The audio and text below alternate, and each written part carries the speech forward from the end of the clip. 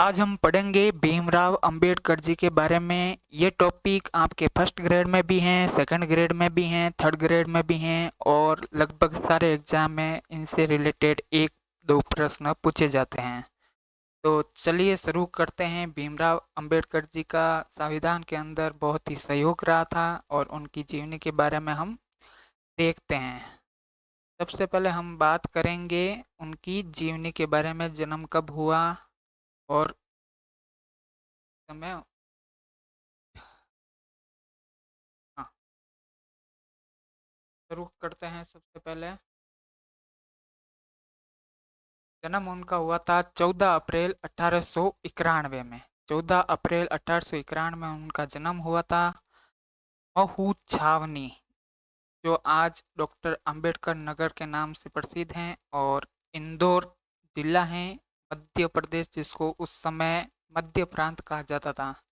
इनकी मृत्यु हुई थी 6 दिसंबर 1956 में, और डॉक्टर अंबेडकर राष्ट्रीय पार्क वहां पर बनाया गया है।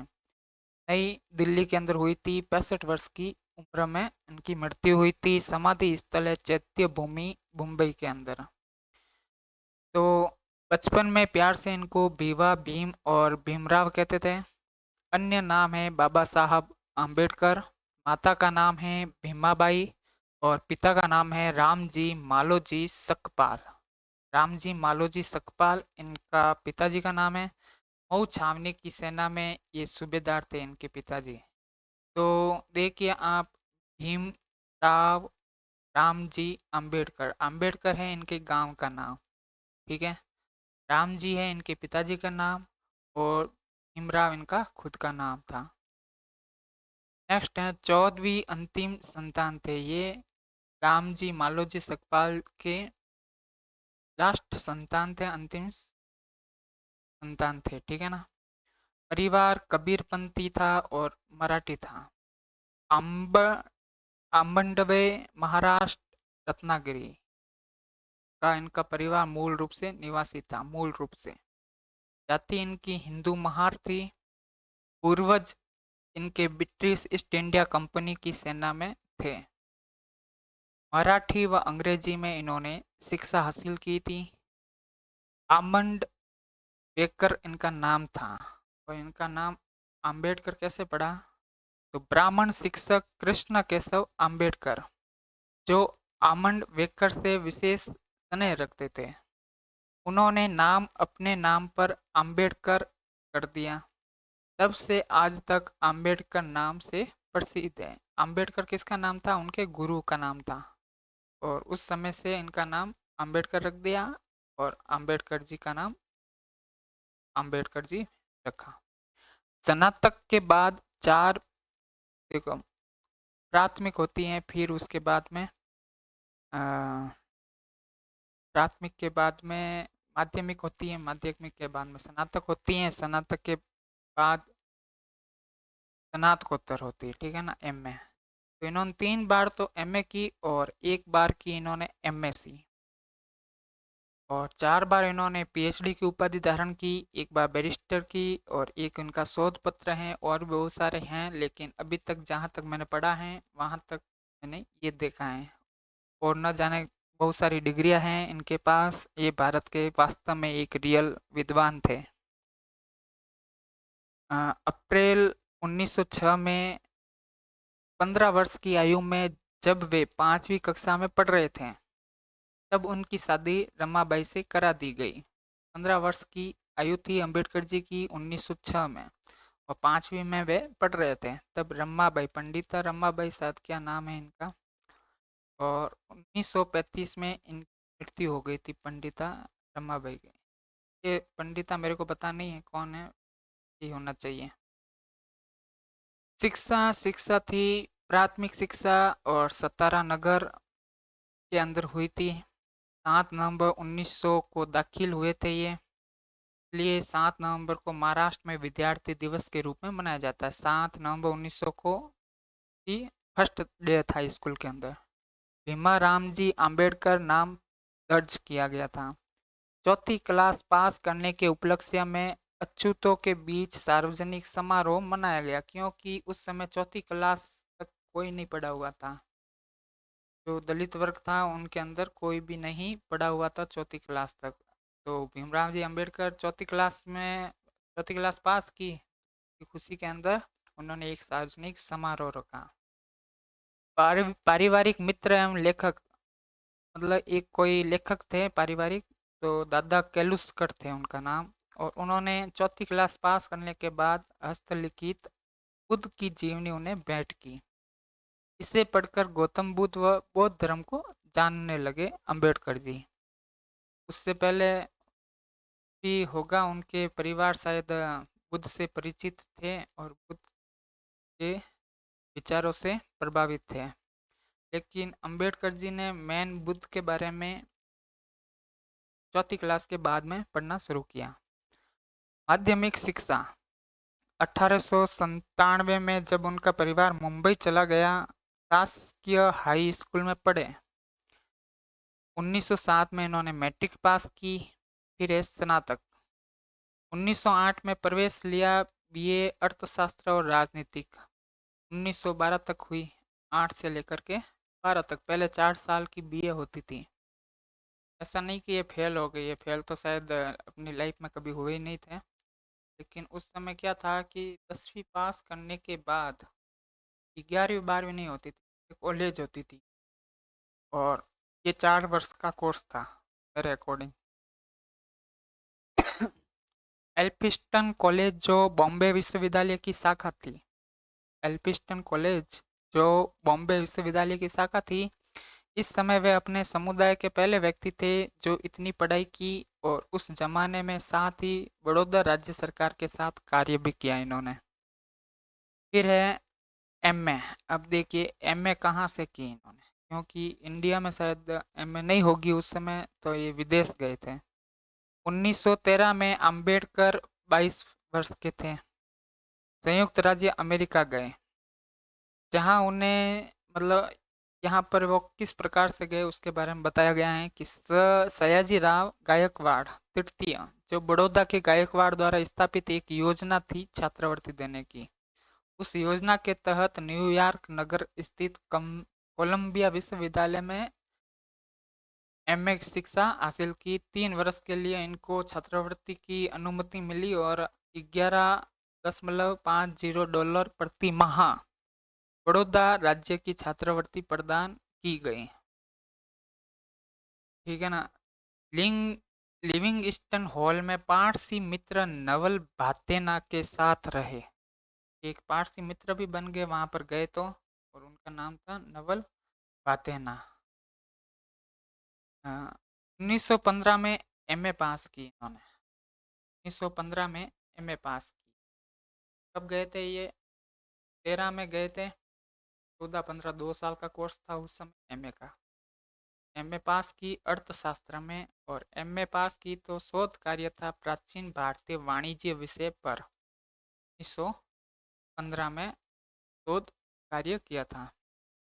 जॉन डीवी और लोकतंत्र से उन पर बहुत ही प्रभाव पड़ा उनके काम से। स्नातक स्नातकोत्तर इन्होंने 4 बार की हैं। तो दूसरी बार एमए इन्होंने शोध कार्य किया था भारत का राष्ट्रीय लाभांश, एक ऐतिहासिक और विश्लेषणात्मक अध्ययन 1916 में। पहले जब एमए करते थे उसी समय शोध करना पड़ता था, अब तो ऐसा है नहीं, लेकिन उस समय शोध कार्य करना पड़ता था जैसे पीएचडी हम करते हैं। अब लंदन 1916 में आ गए, तो वो एमए पूरी कंप्लीट हुई तो लंदन आ गए। 1 वर्ष की छात्रवृत्ति अभी भी शेष, मात्र 2 वर्ष अमेरिका रहे।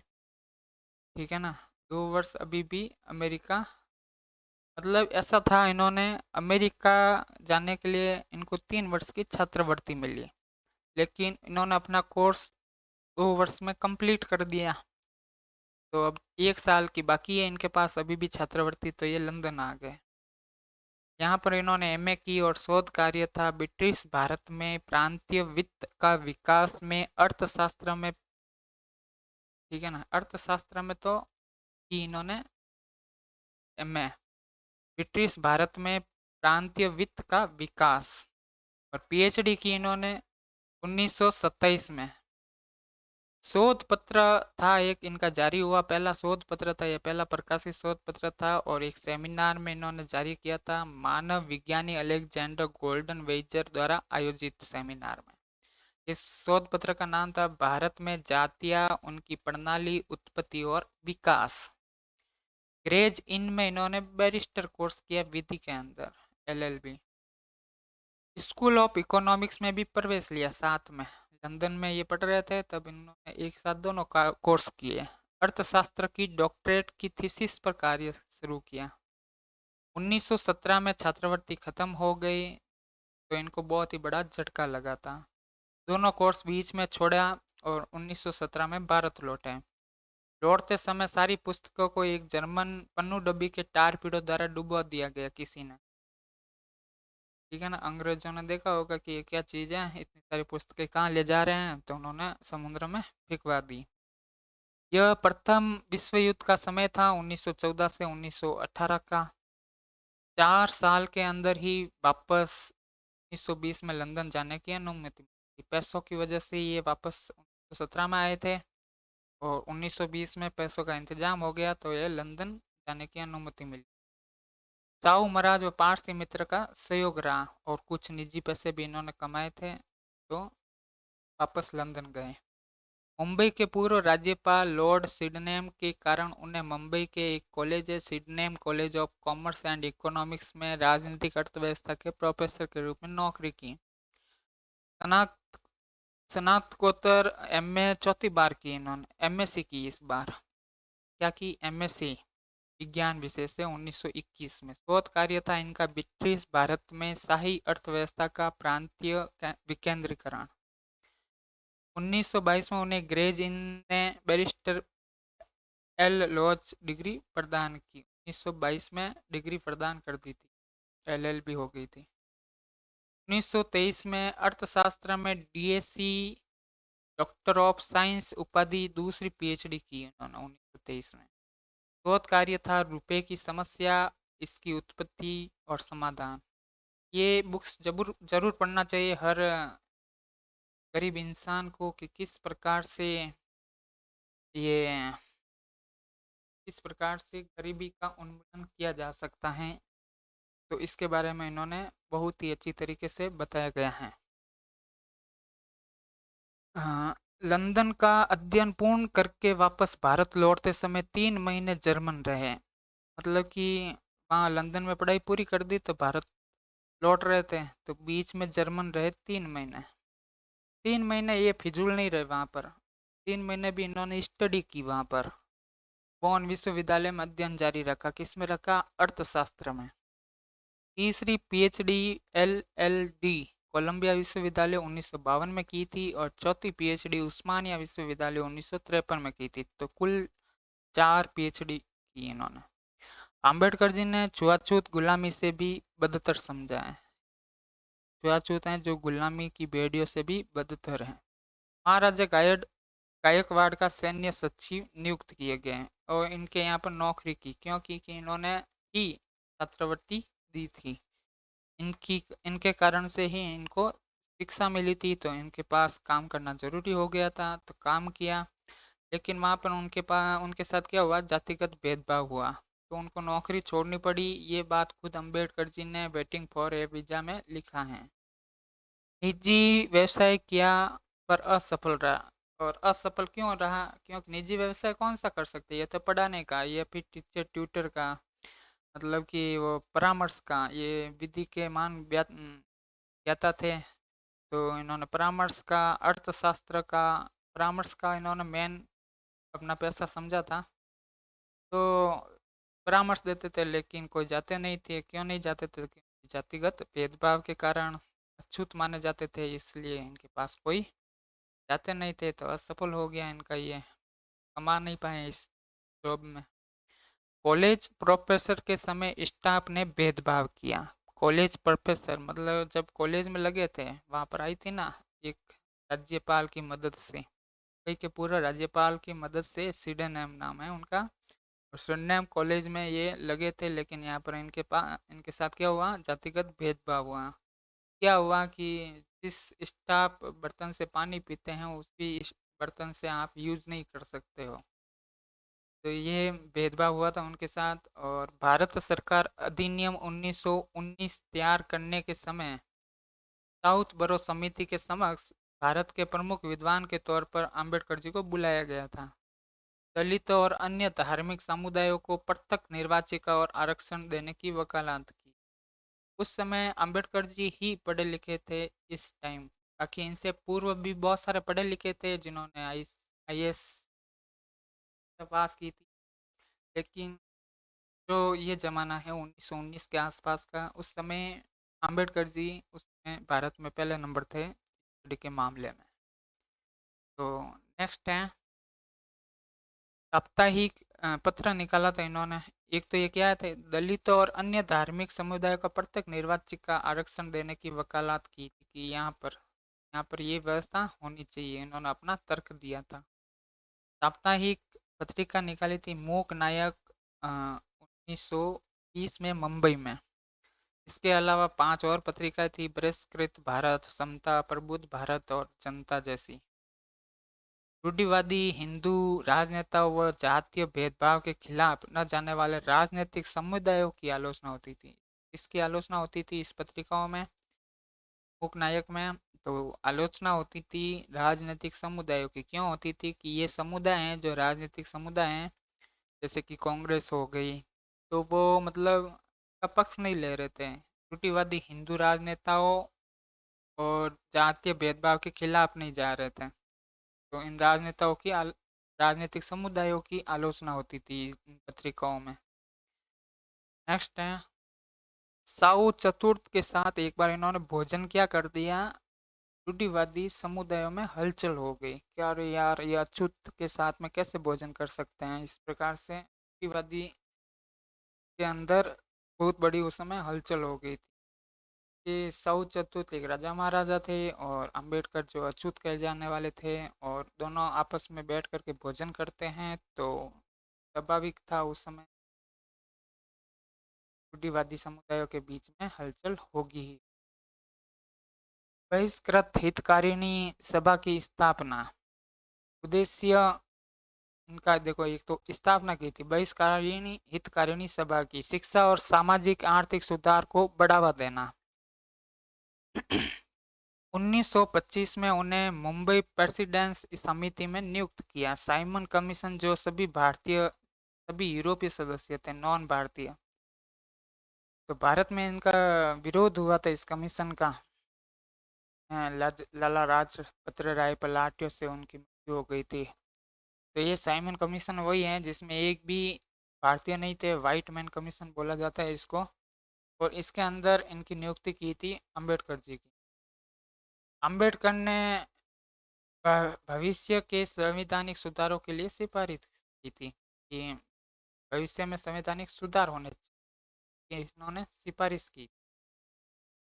आंग्ल द्वितीय आंग्ल मराठा युद्ध 1 जनवरी 1918 का हुआ था। उस समय बहुत सारे महान सैनिक मारे गए थे।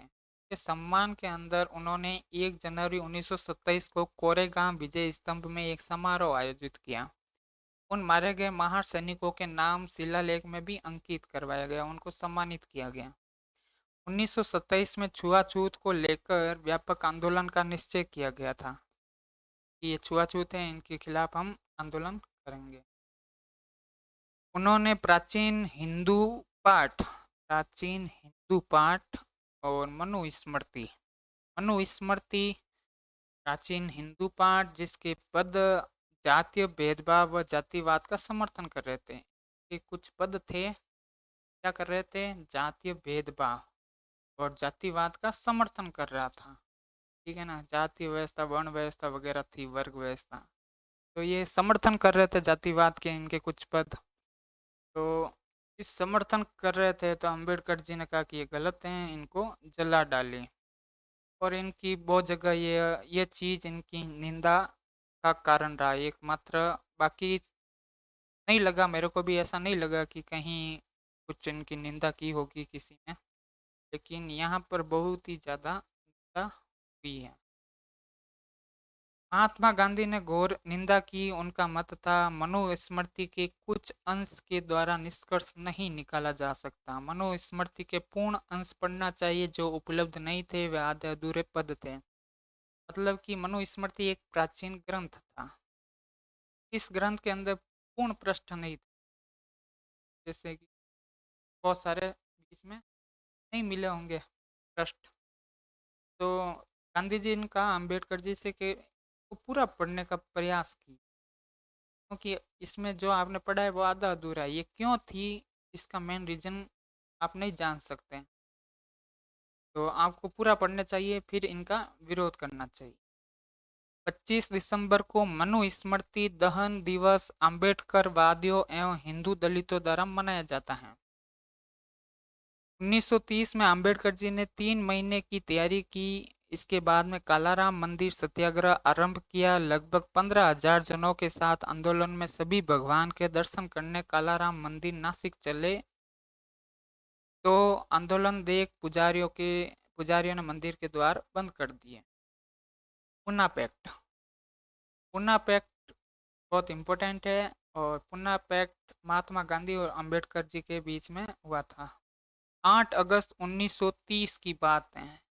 8 अगस्त 1930 की बात है, जब लंदन में प्रथम गोलमेज सम्मेलन हुआ। और गोलमेज क्या था, ये एक शोषित वर्ग का सम्मेलन होता था लंदन में। तो हमारे इंडिया में भी शोषित वर्ग थे। तो अंबेडकर जी राजनीतिक दृष्टि से वहाँ पर दुनिया के सामने अपना वक्तव्य रखा। अंबेडकर जी ने नमक सत्याग्रह की आलोचना की। दूसरे गोलमेज सम्मेलन के अंदर 1931 में प्रत्यक्ष निर्वाचिका देने पर गांधी जी से तीखी बहस हो गई इनके मध्य। गांधी जी भी गए थे दूसरे गोलमेज सम्मेलन में। तो अंबेडकर जी वहां पर प्रत्यक्ष निर्वाचन का समर्थन कर रहे थे और गांधी जी इनका विरोध कर रहे थे। तो आपस में बहस हो गई। गांधी जी ने जाति के आधार पर प्रत्यक्ष निर्वाचन से हिंदू समाज का विभाजन माना, कि इससे विभाजन हो जाएगा, हिंदू समाज विघटित हो जाएगा, ये नहीं होना चाहिए। अंबेडकर जी का कहना था कि जब गांधी जी मुस्लिम, ईसाई, सिख का अलग अलग निर्वाचन पर आपत्ति नहीं जताई तो इसमें क्यों जता रहते हैं। गांधी जी का एक ही मकसद था कि ये जातिगत हैं और ये एक धार्मिक था। और नेक्स्ट है अंग्रेज अम्बेडकर के समर्थन में थे। उन्होंने जो ये फैसला था प्रत्यक्ष निर्वाचक का, तो अंग्रेज समर्थक थे। उन्होंने 2 वोट का दलित अधिकार दे दिया, और कम्युनल अवार्ड कहते हैं कि, और इस घोषणा को कम्युनल अवार्ड कहते हैं। 2 वोट का बंटवारा। अब देखिए 2 वोट क्या थे। पहला वोट था जो दलित समाज द्वारा दलित को ही प्रतिनिधि बनाने का था, जिसमें सामान्य वर्ग दखल नहीं कर सकता था। दूसरा वोट दलित समाज किसी भी एक सामान्य प्रतिनिधि को सकती थी। तो एक तो प्रतिनिधि हो गया दलित का, एक प्रतिनिधि हो गया सामान्य का, लेकिन उसकी कौन थी, सिर्फ दलित, तो भी थी दलित जाति। यह राजनीतिक प्रतिनिधित्व था। गांधी जी पूना की रवड़ा जेल में थे। गांधी जी ने इसके विरोध में प्रधानमंत्री जी को पत्र लिखा कि ये गलत है, आप ऐसे निर्वाचन का अधिकार मत दो। गांधी जी ने मरण व्रत रखा इसके लिए। ये कम्युनल घोषणा अवार्ड ना, तो गांधी के विरोध में मृत्यु व्रत रखा। अंबेडकर जी ने गांधी जी पर बयान दिया कि गांधी अमर नहीं है, क्योंकि गांधी जी मरने पर आ गए थे, मरणासन की। अम्बेडकर जी ने कहा कि गांधी जी अमर नहीं है, एक दिन तो जाना ही है गांधी जी को। गांधी जी जैसे कई आए हैं और कई गए हैं। गांधी जी मरते हैं तो मरने दो, मैं दलितों का अहित नहीं करूंगा गांधी जी के चक्कर में। क्योंकि पूरा देश कह रहा था अंबेडकर जी से कि भाई आप एक बार मिलो और समझौता करो। अम्बेडकर जी ने कहा कि अगर मैं समझौता कर लिया तो निश्चित तौर पर दलितों के लिए अहित होगा। वो दलितों के विरोध में नहीं जाना चाहते थे और गांधी जी का समर्थन नहीं करना चाह रहे थे। गांधी जी स्वतंत्रता के लिए मरण व्रत रखते तो अच्छा होता। एक वक्तव्य और है अम्बेडकर जी का कि स्वतंत्रता के लिए यदि मरण व्रत रखते तो अच्छा होता। उन्होंने दलितों के विरोध में व्रत रखा। वैसे गांधी जी ने स्वतंत्रता के लिए भी बहुत सारे व्रत रखे थे। गांधी जी की तबीयत भयंकर खराब, मरनासन नजदीक। गांधी जी के समर्थन में पूरे देश के हिंदू एक। अब अंबेडकर जी को समझौता करना पड़ा था, क्योंकि कहीं ना कहीं जनता का सपोर्ट होना बहुत ज़रूरी है। अगर आप किसी भी राजनीति में रहना चाहते हैं, तो जनता आपके विरोध हो गई तो फिर आप अपना वक्तव्य कभी भी नहीं रख सकते हो। तो फिर इतना बड़ा हलचल दे करके अंबेडकर जी को समझौता करना पड़ा। 24 सितंबर 1932 को अंबेडकर जी रविदास जेल में पहुंचे, जहां पर पुन्ना पैक्ट समझौता हुआ। इसमें कहीं घाटा की सौदा तो नहीं है, क्योंकि यहाँ पर जो दो कम्युनल अवार्ड की घोषणा अंग्रेजों ने की, उसको प्रत्यक्ष निर्वाचन के अधिकार को छोड़ने की घोषणा कर दी अम्बेडकर जी ने। ये इनका माइनस पॉइंट था। इनका प्लस पॉइंट था 78 आरक्षित सीटों की जगह 148 करवा दी। ये इनका प्लस पॉइंट था। तो मेरे अकॉर्डिंग ये कहीं भी घाटे का सौदा नहीं था, नहीं नफे का सौदा था। सरकारी नौकरी की भर्ती में बिना भेदभाव से दलित वर्ग के लोगों की भर्ती को सुनिश्चित किया गया। शिक्षा में अनुदान, ये भी इनके साथ कि भाई शिक्षा में अनुदान अलग से दिया जाएगा। सरकारी वर्ग में दलितों के लिए स्थान सुनिश्चित किया जाएगा। स्थान के बारे में नहीं कहा गया, यहाँ पर आरक्षण के बारे में कोई बात नहीं कही गई थी। यहाँ पर ये कहा गया था कि सुनिश्चित किया जाएगा भर्ती को, ताकि उसमें दलित वर्ग का भी आएगा ही आएगा। ठीक है ना, ऐसा नहीं है कि आरक्षण दे दिया गया था यहाँ पर। अम्बेडकर ने इसे गांधी जी द्वारा एक खेला या नाटक करार दिया। ये गांधी जी का सिर्फ एक खेला है, नाटक है। 1942 में इस समझौते का धिक्कार किया था। किसने किया था? अम्बेडकर जी ने। कि ये समझौते मेरे लिए धिक्कार हैं। स्टेट ऑफ माइनॉरिटी नामक ग्रंथ में भी पुन्ना पैक्ट संबंधी नाराजगी व्यक्त। तो ये था पुन्ना पैक्ट तक मैंने बताया आपको। आगे की बहुत ही बड़ी इनकी जीवनी है, और अंतिम तक जहाँ तक उनकी मृत्यु नहीं होती है तब तक जो भी उन्होंने जीवन के अंदर घटनाक्रम चले उनके बारे में हम पढ़ेंगे। तो थैंक यू दोस्तों, धन्यवाद। आपको ये वीडियो कैसी लगी? और ये पूरा का पूरा आपका 100% सिलेबस के अंदर कवर करेंगे। इसके अंदर मेन पार्ट होता है संविधान के अंदर अंबेडकर जी का क्या सहयोग रहा, तो उसके बारे में हम डिस्कस करेंगे नेक्स्ट वीडियो में। तब तक के लिए जय हिंद।